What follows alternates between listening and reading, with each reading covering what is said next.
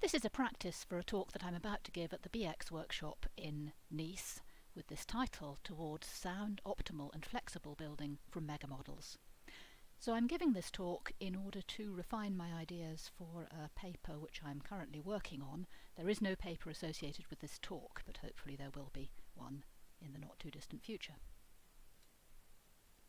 So we're here at the BX workshop. What do bidirectional transformations, Bx, have to do with building software? Well, I want to claim that they're actually very similar. They're both about maintaining consistency. Bidirectional transformations, especially networks of them, maintain consistency between some models, and by the way, everything's a model, so that's not restrictive, as we know here, while build systems maintain consistency between some source files and some generated files, which eventually includes executable software that we want to be able to run. So our point of view in dealing with bidirectional transformations is that we're trying to separate concerns so that each group of people can work on a model that records their concerns without needing to worry about other people's, and therefore so that models can be worked on in parallel. And our eventual view is that in future software development, and to some extent already, there should be lots of models. They're all being worked on by their various stakeholders, and periodically they're brought into consistency, which includes generating the software that gets sent out to the actual users. So here's this picture which, having drawn it, I've now decided should be included in every talk I give, that shows three different groups of stakeholders, each working on their own model in various different modelling languages adapted to their needs. So here perhaps we have two different kinds of users of our system, each working with an appropriate model, and down here we have a different group of stakeholders. From the Greek letters you can guess that these are mathematicians of some kind. Perhaps they're doing a safety model of our system. The bidirectional transformations are the magic coloured wires here, and they reconcile the changes that all the stakeholders are making between their models, which may involve modifying models in order to restore consistency between them. So the stakeholders modify the models, but so may the bidirectional transformations, and ultimately producing a piece of software consistent with all the models that can be used. What build systems do is to maintain consistency between source and generated files, and one of their main concerns is to update the generated files when necessary, but especially only when necessary.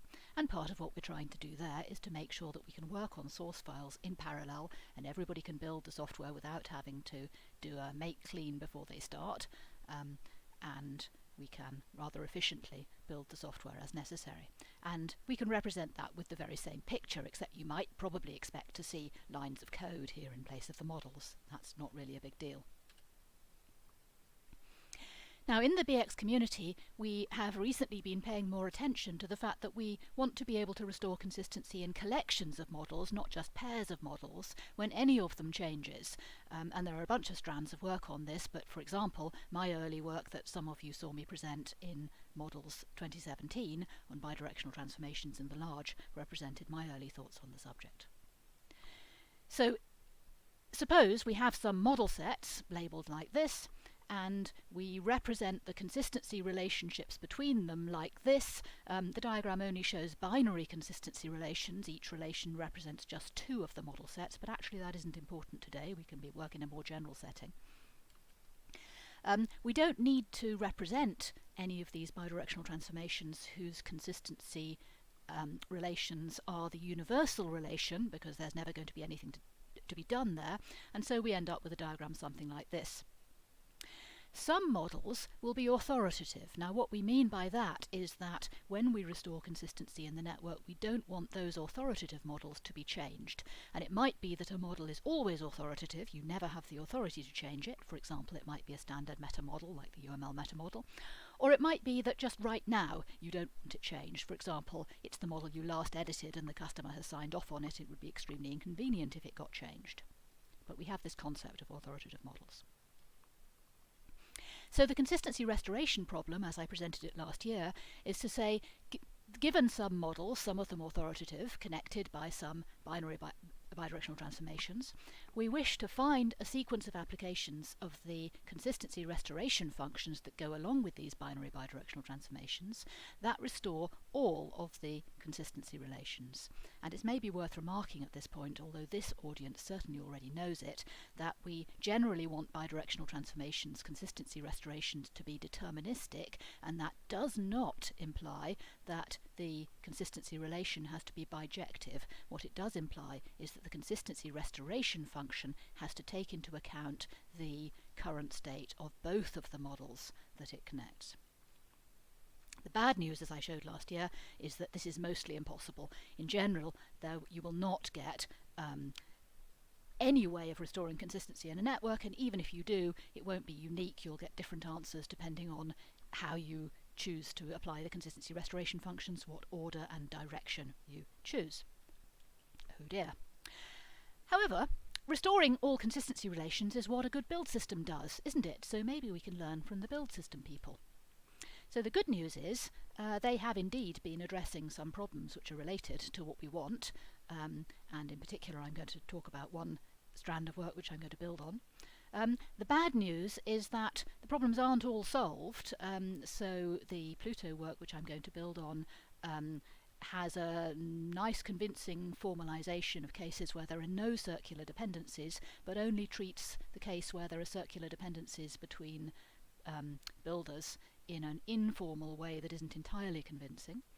And also, we can't simply apply their situation. We have some extra problems that don't arise in build systems, chiefly coming from the fact that we don't have a clear distinction of a source file from a generated file.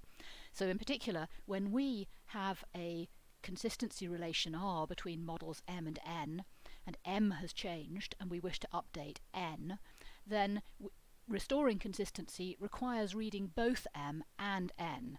So in other words, both M and N can be thought of as source files, and N is not only a source file but also a generated file in that setting. Now that's a confusion that doesn't arise in ordinary build systems, and which we have to therefore be very careful about. Moreover, as I said, we routinely have different ways to restore consistency depending on the order and direction in which we apply our consistency restoration functions, which are going to be the atoms of our system. And which of those ways is actually what the customer wants may vary, and it may vary based on things which are not formal within the system or perhaps even formalizable. It may well depend on features of the use of the system. So we do have an interesting job to do. So the platform I'm going to choose to stand on is Pluto, and there's its URL, and I'll have a little more to say about it in a moment. I'm mostly going to explain it just in terms of this diagram. So the shaded boxes here are builders. We have three different builders here, Java, C, LaTeX and BibTeX, and they can operate on various different files. So let's look at the LaTeX builder. What we see here is that it depends on the BibTeX builder, in the sense that the BibTeX builder has to have successfully completed before the LaTeX builder can finally successfully complete. It also depends on the Java compilation of the LaTeX system, but let's not worry about that at the moment. The files that the LaTeX builder depends on, it requires these files to be up to date before it can successfully complete, are these ones. The interesting ones are the doc.tex and the doc.aux. And in the end it's going to provide certain files. It's going to provide a log file, the PDF that we're actually interested in, and the doc.aux.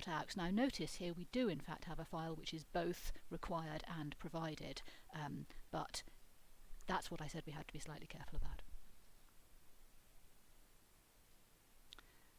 Is that all I want to say about that? Yes, roughly. Okay. So what Pluto provides is a specification for a builder for one of those boxes, and the idea is that you have to meet that. You implement your builder, it must satisfy the specification, and that gets plugged in as a component into the system.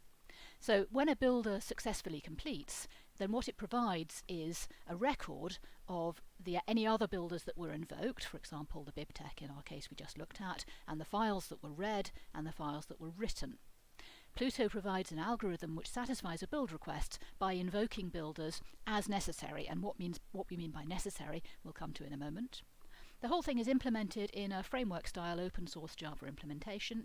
It's not incredibly sophisticated, but it is extremely useful for experimentation. And in the paper that goes along with it, they provide a guarantee that the result, if any, if the thing successfully completes, will indeed have been built using correct, for an appropriate definition, versions of the files. That's a soundness result, and without doing any unnecessary builds or checks in a certain sense, and that's an optimality result. And so what we're going to do is to adapt and extend that to restoring consistency in megamodels. So the key decision that we're taking, that's different from what we've perhaps been in the habit of thinking about in the books community so far, is that, as with build systems, we're going to pull rather than push. So what we're going to do is we're going to select a target, a model that we want to work on, and we're only going to rebuild what we have to have that target be completely up to date so that it's safe to work on it some more. So we decide which model we're going to work on, we bring it into consistency with everything relevant to it, so directly and indirectly. So in other words, we may have to update things that our model is related to if they are related to things that they may need to be updated with respect to. But anything that we can ignore, we do ignore. So for example, if there's a model which is only ahead of us in the chain, any model that just depends on this one, we don't worry about that so far. And that's different from the strategy that we see in Di Rocco et al.'s paper, for example, which is whenever a model changes, you push the changes through, you see what has to be updated, and you update those things. I think this is probably important in a practical sense to how we are going to use complicated networks of bidirectional transformations in practice in future. I think this is going to prove to be a much more usable way to operate and easier to reason about, especially where the dependencies between models may themselves change over time in a way which I'll discuss in a moment. So our key decision number 2 is to use what I'm going to call an orientation model. So as I demonstrated last year, there's no hope in general that we can get consistency restoration to be independent of the order and direction we apply the bidirectional transformations in. So the next best thing is to say, let's provide explicit control over that in a way which is familiar. So it's going to be just a model, which we're going to derive in a way I'll show from the megamodel. And then this orientation model is going to record our decisions about the order and direction of the bidirectional transformations being applied, and then we're going to use that in order to be able to restore consistency in a way which is sound and optimal in appropriate senses. So let me give you an example. Here is a tiny example megamodel that I already used in the paper last year. So the idea here is that we have a metamodel, MM, and conforming to that we have a model M, and we have some code, and there's a round-trip relationship between the model and the code, and then we have a ternary relationship between the code and some tests, and a safety model represented by that ternary relation safe conforms. So the kind of things I was talking about last year were, maybe the safety model records whether or not the system is currently considered to be safety critical, and that has some implications for the coverage relationship that has to exist between the code and the test. It doesn't really matter for our purposes today. Here is an example orientation model, and the idea is that this is derived from a megamodel in the sense that an orientation model has to include all the nodes from the metamodel, but only some of the edges, and the edges have to form a directed acyclic graph. Some of the nodes can be labelled as being authoritative. In this case I'm using a distinction between black models which are always authoritative and grey ones which are authoritative right now with the current state of the orientation model. And the only other restriction is that no target of an edge must be authoritative, because the order of an edge indicates that we're going to apply a bidirectional transformations consistency restoration function in that direction, and obviously we can't do that if we're not allowed to modify the target model. Now in this particular example we happen to have only one non-authoritative model, namely the code, but that's just a fact about this example. It's not generally true. You can see, for example, that if we had permission to modify the megamodel, the metamodel, we could also have left in this edge oriented in that direction, and we could have let this one be non-authoritative, and that would also have been a valid orientation model. So let's talk a bit more about optimality, which I've only alluded to so far. We're very used to a certain kind of optimality, Hippocraticness, where we say if a target model is already consistent with the sources, don't apply a consistency restorer. The consistency restorer should do nothing. Now, the problem, of course, is that consistency checking itself may be expensive, so we may not want to actually verify that in each case. And this is a problem that's already familiar to build system people. Compilation is expensive, and you don't want to redo it, even if you know that it's not going to actually make any difference. You'd rather know in advance that you don't have to do it. Build systems traditionally use a notion of timestamp to handle this, where essentially we say, if our sources haven't changed at all since you last built the target, then we definitely don't need to rebuild the target, so don't. Now, Pluto provides a more sophisticated version of that, and we're going to use this too. So timestamps are too fine. The trouble is, it's perfectly possible for a source file or a model to have changed, but in a way which is definitely not relevant to its consistency with other things, and we would like to intelligently identify that and say running the builder is pointless and we don't have to. Now, we've already thought about that a little bit in the context of bidirectional transformations in my long ago Bx'12 paper, talking about the information from a model that could possibly make a difference to another model via a bidirectional transformation. And we would like to say, if the equivalence class of a model, according to that equivalence relation, hasn't changed, then we don't need to recheck R. Of course, whether this actually saves us anything depends on how quick it is to check that equivalence relation membership. So these are all pragmatic issues. Let's be a little more formal.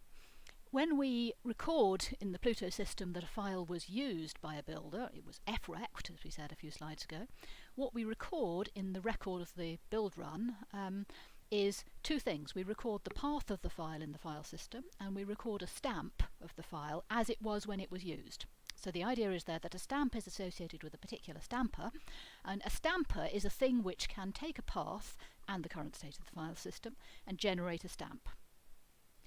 So then, to see whether rerunning a builder is necessary, we have to compare the stamp in the build unit, the record of what was done last time, with the stamp that the same stamper produces for the same path in the current file system. And I'm brushing a whole bunch of stuff under the carpet here. You can see the Pluto paper for full details. But roughly the idea is that if none of the stamps have changed, then that tells us we don't need to rerun the builder. So we have a nice clear division of responsibility here. The developer of a builder chooses what stamp to use, and that constitutes deciding what changes in a file could necessitate the rebuild. So if a builder says the stamp of this file is the same as the stamp of that file, what that says is that those two files are not distinguishable as far as this builder is concerned. Different builders might use different stamps on the same file. That's perfectly fine. And then the Pluto build algorithm uses stamps in order to decide whether to rebuild and what needs to be rebuilt.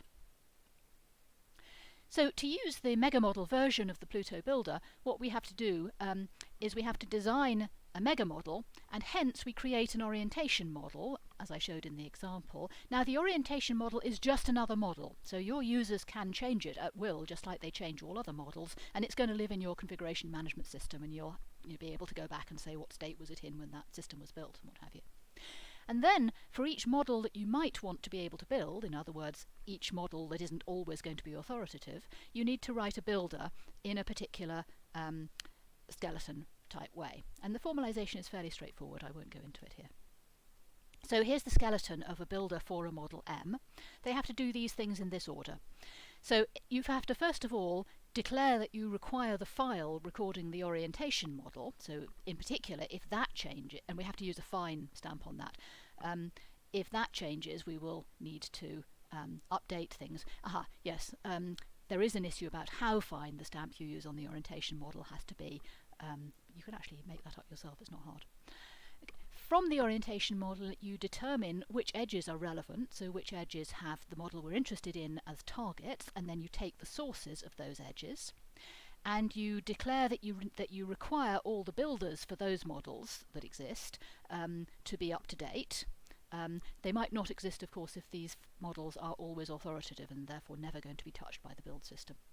We require all of those models, and now we do the real work. Now we have to calculate a new version of our model that makes all of those edge relationships hold. So there's no free lunch here, you still have to do that work. But this lets us organise the work. You record, having done that, that you have generated or regenerated M, and you return a build unit that records all of those requirements and generation that you did. If you do that, the guarantees you get are that such builders, in order to get this guarantee, we first of all observe that if you follow those instructions about how to make a builder, we do indeed satisfy the Pluto specification.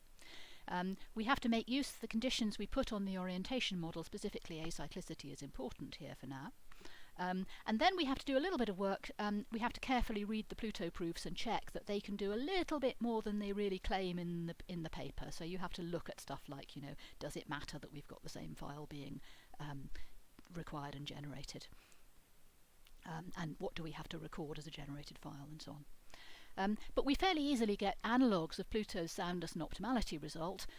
Here is what we get as a soundness theorem. We say that provided you obey the system that I just set out, invoking the Pluto build algorithm with a build request for some model M in the megamodel, it might fail. There's no guarantee that we necessarily can restore consistency, but if it succeeds, it will produce a new megamodel instance which is correct in the sense that consistency holds in the subgraph of the orientation model from which M is reachable. Remember, we decided to pull, not push, so in particular our changes that we make maybe to M are not pushed out to anything which is further downstream in our megamodel. That's a deliberate choice.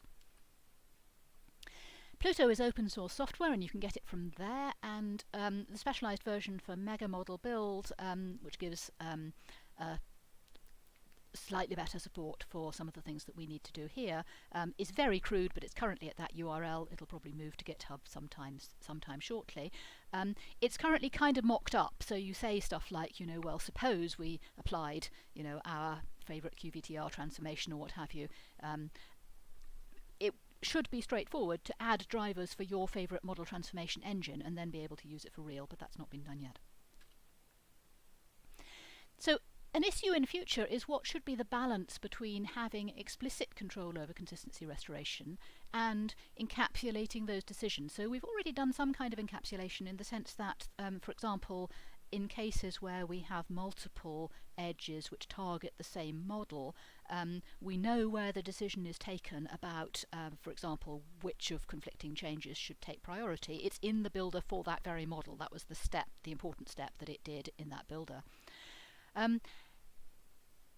Could we have a different kind of encapsulation? For example, could we simply ask a model to make itself consistent with its neighbours and leave it to, for example, negotiate with its neighbours about who should change? So, for example, your programmer might be able to, go away and say, hey, neighbour, have you done any high priority changes recently, or is it the middle of the night and your developers are asleep? And taking any of those things into consideration, update itself just somehow. This is an intriguing possibility, but soundness does become an issue because you end up with the potential to have cycles in which the negotiation causes A to ask B to update itself and B to say, no, actually, A, I'd rather you updated yourself. And when you really look closely in the Pluto paper, cycles are only treated informally and they're a little bit delicate, and I'm not 100% convinced they're correct, so I would like those to be made more explicit before I depended on them deeply. But more interestingly, it's not clear to me quite what we would like to have here, what the right things are in the long run for bidirectional transformations in networks. So in conclusion, bidirectional transformations have a lot in common with build systems, and so exploiting work on build systems has, I think, exciting potential, but we also have new challenges. I think the decision to pull rather than push changes is probably something that will turn out to be important, and I think the idea of having an orientation model that can manage and record the order and direction of bidirectional transformation application may also be a right thing. But maybe with work we could do even better. So I'd be very interested to hear what any of you think about this.